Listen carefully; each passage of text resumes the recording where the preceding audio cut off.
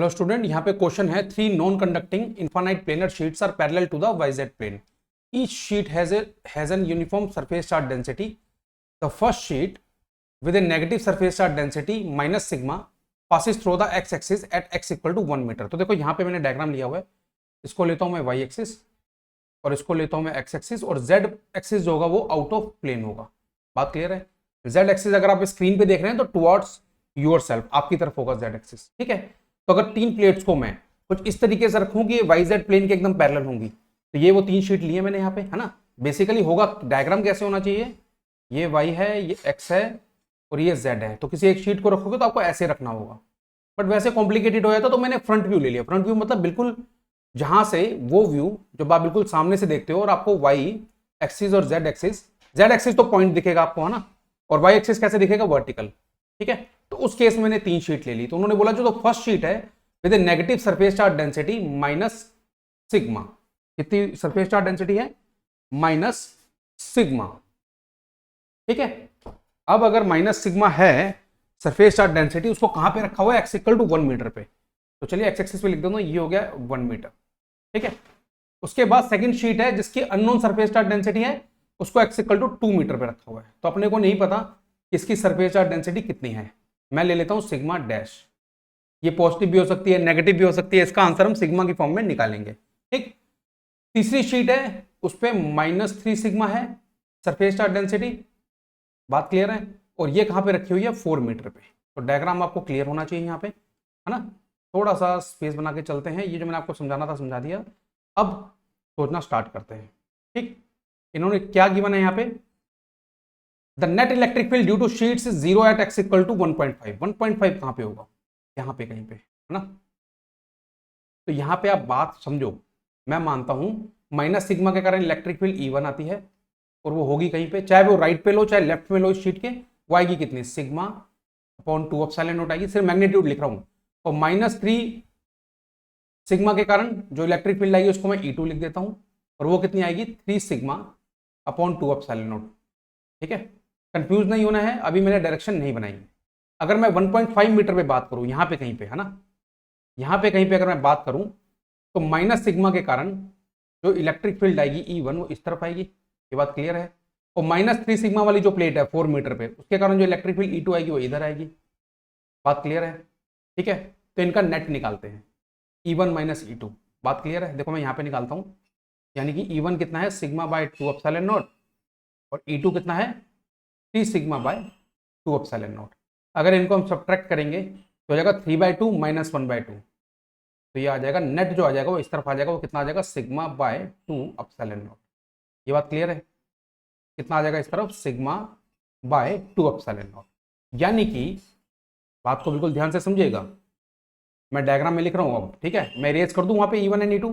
मैं वहां पे E1 एंड E2 इरेज कर देता हूँ और मैं उस पॉइंट पे नेट फील्ड बनाता हूँ. दो के कारण, माइनस सिग्मा और -3 सिग्मा के कारण जो इलेक्ट्रिक फील्ड बनेगी वो इस तरफ बनेगी, सिग्मा बाय 2 एप्सिलॉन नॉट. बात क्लियर है? और सिग्मा डैश के कारण किस तरफ बननी चाहिए फिर, ताकि नेट फील्ड यहाँ पे 0 हो, वो इधर बननी चाहिए.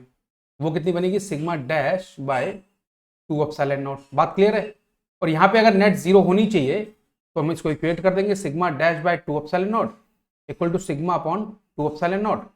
सिग्मा डैश की वैल्यू कितनी आ जाएगी, सिग्मा आ जाएगी. ये बात क्लियर है? और ये भी समझ लेते हैं, अगर आपको डायरेक्शन का कंफ्यूजन है, अवे बन रही है जब सिग्मा डैश यहाँ पे दिया हुआ है तो इसके कारण जो फील्ड बन रही है यहाँ पे वो अवे बन रही है. ये बात क्लियर है? तो अवे कब बनेगी, सिग्मा डैश की वैल्यू पॉजिटिव होगी. तो सिग्मा डैश की जो वैल्यू आई है वो क्या आई है, प्लस सिग्मा. ठीक है, सिग्मा डैश की जो वैल्यू आई है वो, सॉरी हमने आंसर में गलती कर दी है एक जगह पे, आंसर में एक जगह गलती की. देखो नीचे मैं सॉल्व कर रहा था ना, नीचे जब मैं सॉल्व कर रहा था तो इसका answer sigma by epsilon not आएगा. इसका आंसर क्या आएगा, सिग्मा बाय एप्सिलॉन नॉट. अब ध्यान से डायग्राम देखो आप. ठीक है, आंसर कितना आएगा, sigma by epsilon not. Calculation को थोड़ा सा हमने ठीक किया यहाँ पे. अब मैं इनको इक्वेट करूंगा ना, तो मैं करता हूँ sigma dash by 2 epsilon naught equal to sigma by epsilon naught. तो एप्सिलॉन नॉट से एप्सिलॉन नॉट कैंसिल हुआ, सिग्मा डैश कितना आ गया, 2 सिग्मा के बराबर आ गया. और मैंने आपको पहले ही प्रूव कर दिया कि ये पॉजिटिव होना चाहिए, तभी तो इसके कारण फील्ड उस पर्टिकुलर पॉइंट पे लेफ्ट की तरफ बन रही है. देखो ग्रीन से मैं डार्क कर रहा हूँ, है ना. तो कितना आ गया, 2 सिग्मा. तो सिग्मा डैश की वैल्यू कितनी आती है, +2 सिग्मा. और ये है हमारा ऑप्शन नंबर ए। तो ऑप्शन नंबर ए हमारा क्या है, करेक्ट है।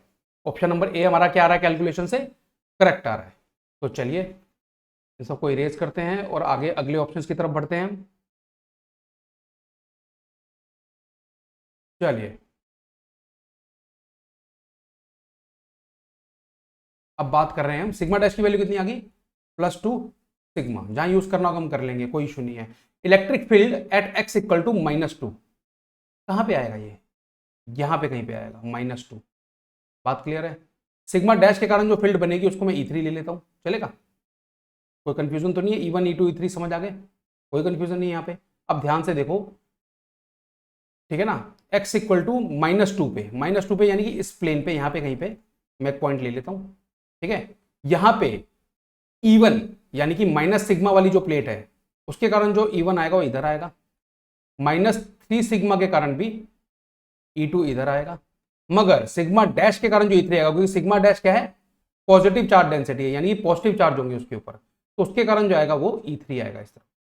बात क्लियर है, कोई कंफ्यूजन तो नहीं है यहाँ पे, ठीक है। तो इसका अगर हम नेट निकालें यहाँ पे, अगर हम नेट निकालें यहाँ पे इलेक्ट्रिक फील्ड, तो नेट क्या आएगी हमारी, अगर मैं सिर्फ इसका मैग्नीट्यूड निकालूं तो E1 + E2 सेम डायरेक्शन में वेक्टर हैं तो उनका मैग्नीट्यूड ऐड हो जाएगा, -E3 अपोजिट डायरेक्शन में, ठीक है। तो करते हैं, ये आ जाएगा σ/2 epsilon naught plus 3 σ/2 epsilon naught -E3।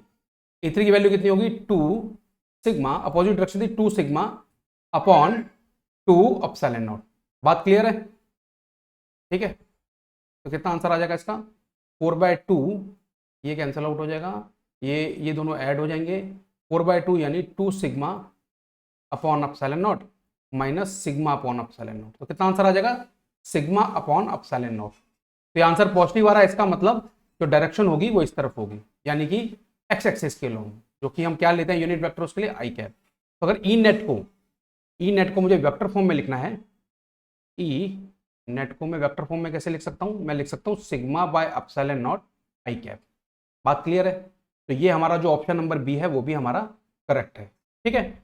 Electric field at x equal to 3 metre, x equal to 3 metre पे हमें चेक करना है, तो हम पूरा का पूरा कंटेंट इरेज कर लेते हैं। बी तक हम सॉल्व कर चुके हैं ना, ए और बी दोनों हमारे करेक्ट एकदम आए हैं। चलिए थोड़ा सा क्लीन अप करते हैं ताकि देखने में अच्छा लगे और थोड़ा सा कंफ्यूजन ना हो कि कहाँ क्या बात हो रही है, ठीक है। चलिए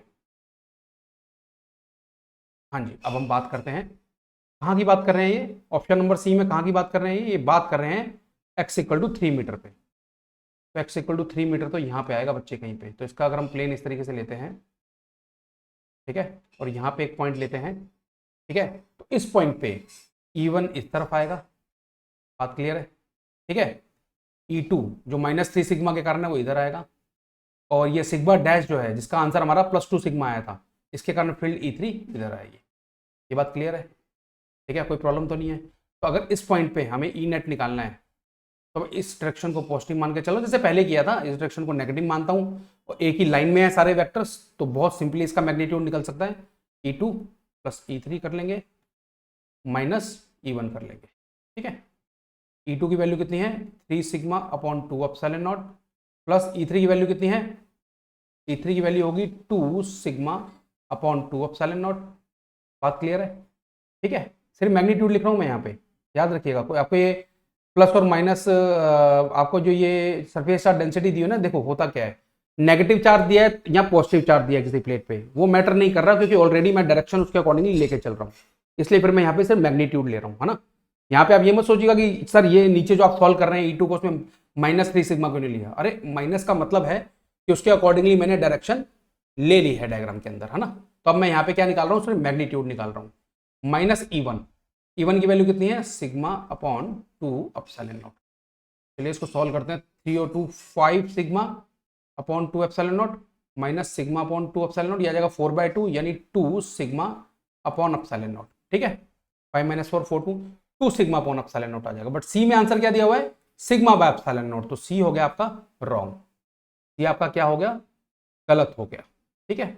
अब आगे बात करते हैं, कौन से पॉइंट की बात करें, थोड़ा इरेज करते हैं यहाँ पे, थोड़ा सा स्पेस बनाते हैं। चलिए अब ये बात कर रहे हैं कहाँ पे, 6 मीटर पे, कहाँ पे बात करने की कोशिश कर रहे हैं, 6 मीटर पे।